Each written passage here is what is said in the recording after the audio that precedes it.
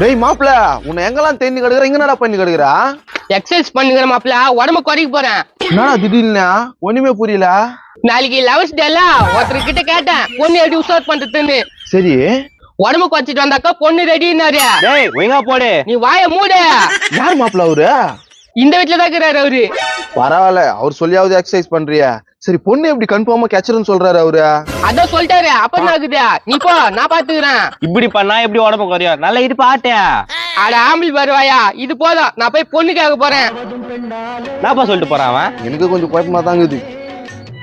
அண்ணா அண்ணா பாப்பா நீ சொன்ன மாதிரி எக்ஸசைஸ் எல்லாம் பண்ணியாச்சுனா கூப்பிடணும் பொண்டாட்டியா? என் பொண்டாட்டி எதுக்கு கூப்பிட்டு சொல்றான்? ஏ சரசா சரசா கொஞ்சம் வெளியே வா. டேய் அவன் பொண்டாட்டி என்ன கூப்பிட சொல்றா? கொம்முனு என்னயா எப்படி ஒல்லி ஆயிட்டுனா? யார் யாருமா? இல்ல லவ் மேரேஜ் எப்படி பண்றதுன்னு கேட்டாப்பல எக்ஸசைஸ் பண்ணு உடனே பொண்ணு கட்சணும்னு சொன்னேன்.